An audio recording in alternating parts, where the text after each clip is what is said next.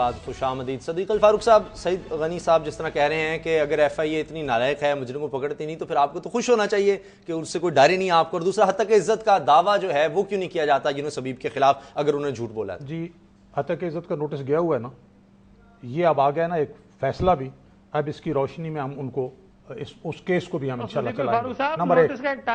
Number دو میں عرض کروں, دوسری بات یہ ہے کہ یہ جو انہوں نے 35 لاکھ روپے کا الزام لگایا بھی ہے اور سپریم کورٹ نے بھی کہا ثبوت نہیں ہے, اس کے 10 لوگ تو مر گئے. یہ ہمارے سامنے بیٹھے ہیں, ایک لمحہ یہ ہمارے سامنے بیٹھے ہیں. انہوں نے یعنی اگر ایک کے خلاف بھی الزام غلط ثابت ہو جائے تو باقی بھی غلط ہے. وہ تو عدالت میں گئے. اب ہم یہ کہہ رہے ہیں کہ بھائی انکوائری کراؤ ان لوگوں سے جن کو یہ نہیں کہا گیا کہ یہ صادق امین نہیں ہے, ہٹاؤ اس کو اور ایف آئی اے میں ٹھیک لوگ لگاؤ.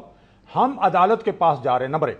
دوسری بات میں یہ صرف عرض کروں گا کہ ہم پہ وہ لوگ الزام لگا رہے ہیں 2009 میں جنہوں نے ہماری حکومت گرانے کے لیے ایک لیلہ مقدس کو یہ اس کے سسر کے ذریعے وہ ون اوور کر سکے پیسے دے کے, اور اس نے کہا 40 لاکھ روپے مجھے دیے ہیں, اور باقی جو انہوں نے 22 کروڑ خرچ کیے ہیں وہ کیس عدالت میں. نمبر ایک. دوسری بات یہ ہے کہ عدالت کا جو فیصلہ آیا کہ صدر جو ہے سمبل آف یونٹی ہے اور صدر سیاست نہیں کر سکتا, تو بھائی اب سب سے پہلی جو بات ہے اب 2012 کی, ایک بات ہے 1990 کی, دوسری بات ہے 23 سال بعد کی آج کی تازہ خبر ہے. تازہ بات ہے کہ جناب صدر آپ جو وہاں بیٹھ کے سیاست کر رہے ہو اور پیپلز پارٹی کے اور جناب حلیفوں کے آپ اجلاس کرتے ہو اور وہاں سے ڈائریکشنز دیتے ہو اور وہاں فیصلے ہوتے ہیں کہ ہم نے سپریم کورٹ کے فیصلے کو نہیں ماننا اور خط نہیں لکھنا, تو آپ پہلے تو اپنا کو چیئر پرسن کے عہدے سے مستعفی ہو نا, آئین کو مانے آپ. جی سعید غنی صاحب آپ نے سن لیا, کہتے ہیں کہ فیصلے میں یہ بات بھی تو ہے, سپریم کورٹ کے یہ فیصلے بھی ہیں اور جوڈیشل کمیشن کے بھی فیصلے ہیں کہ میمو ایک حقیقت ہے. اور اس سے پہلے یعنی ایٹمی پروگرام کے خلاف صدر کے 2 عہدوں پر ہم بات کر لینا. ہائی کورٹ میں بھی یہ کیس چل رہا ہے, صدر کی جانب سے کوئی نہیں پیش ہو رہا, اب سپریم کورٹ نے بھی کہہ دیا کہ جی بتائیے.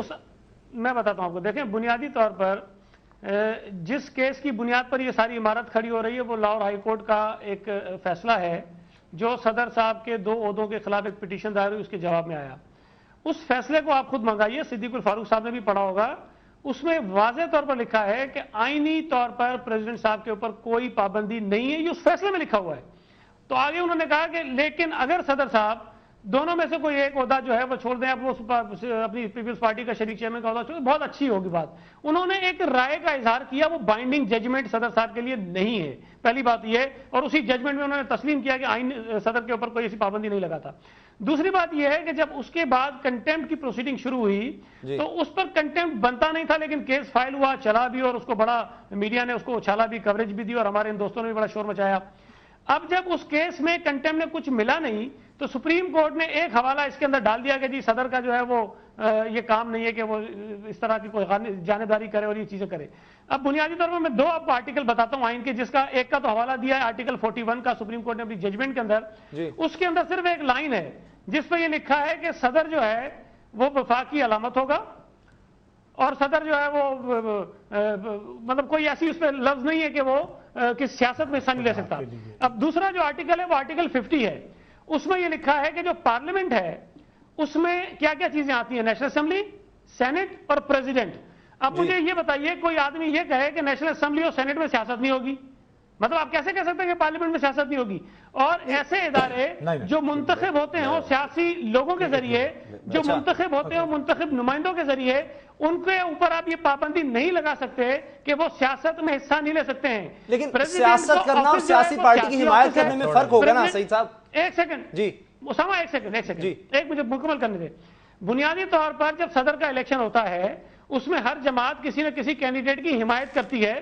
مسلم لیگ نون میں بھی جسٹس صاحب کی انہوں نے صدارتی الیکشن میں جو جسٹس صاحب تھے سعید الزماں صدیقی, ان کی پی ایم ایل اے نے حمایت کی, پیپلز پارٹی نے مخالفت کی. آصف علی زرداری صاحب کی پیپلز پارٹی نے اور دیگر اتحادی جماعتوں نے حمایت کی, انہوں نے مخالفت کی. ہمارا کینڈیڈیٹ جیت گیا. اور دوسری بات سنیں, सदर पाकिस्तान आसिफ अली जरदारी साहब ने वहां सदर ऐवान सदर में बैठकर आईएसआई, एमआई और दीगर एजेंसियों के थ्रू सियासतदानों को पैसे नहीं बांटे।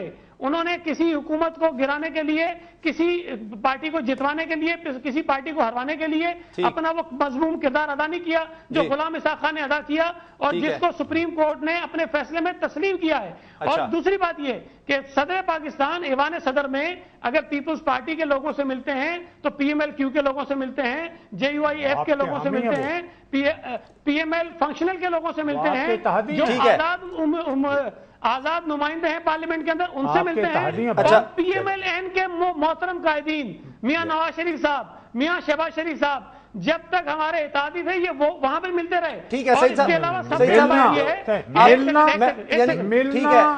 मिलना और मीटिंग्स करके फैसले करना मुख्तलिफ बात है। जब सदर पाकिस्तान का इलेक्शन हुआ, आसिफ अली जरदारी साहब उस वक्त भी शरीक चेयरमैन थे।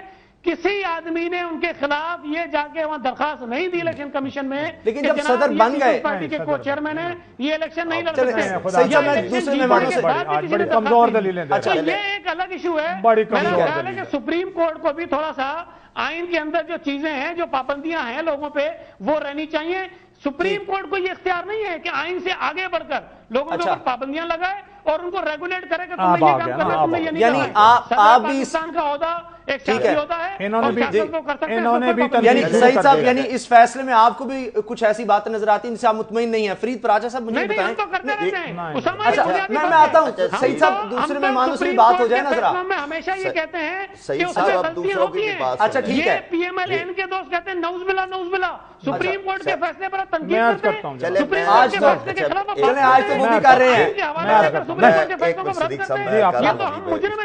अच्छा चले ठीक है सईद साहब, ये तो माशाल्लाह जवाब तो लेने देना, मैं आपकी तरफ आता हूं दोबारा। को अमल दरामद कराने के लिए सुप्रीम कोर्ट के फैसलों को अल्लाह माफ करे, सही बात समझते हैं ये कोई तो भाई नहीं, अब तो तनकीद कर रहे हैं। अब तो कहते हैं एफआईए को नहीं देना चाहिए, सादिक और अमीन जो है वो नहीं है उनके हेड। चौधरी कहते हैं ज्यादती की है सुप्रीम कोर्ट ने। चले सही साहब आप, अच्छा प्राचा साहब की बात सुन ले जरा, प्राचा साहब की बात सुन ले। सही साहब आप जरा बात सुन लें। और पहले ये गुजारिश है कि मेरी बात के दरमियान आपने टोकना नहीं है, आपने जो बात करनी है कर लें बाद में। बात ये है जी कि जी इन्होंने जो बात कही है वो तो इन्होंने ऐसे बयान किया है जैसे आईन भी कोई वाज़ो तलकीन की एक किताब है और हाई कोर्ट हो या सुप्रीम कोर्ट हो वो भी बस रिकमेंडेशनें और वाज़ो तलकीन करने की एक है।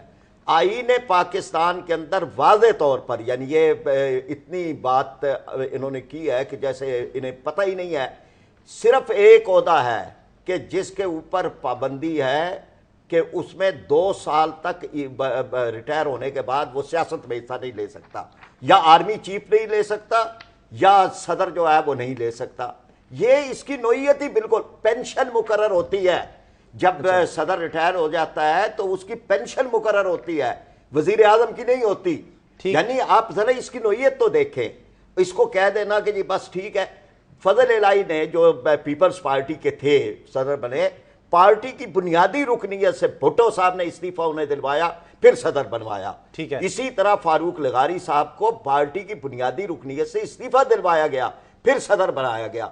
और ये बात जो है कि वो हुकूमत का हेड नहीं है, वो स्टेट का हेड है। दूसरी बात जो बयानात हैं, यानी ये बात कह देना कि जी लोगों से मिलते हैं, लोगों से मिलना नहीं है। बयानात क्या है? मैंने ईवान सदर को पीपल्स पार्टी का किला बना दिया है।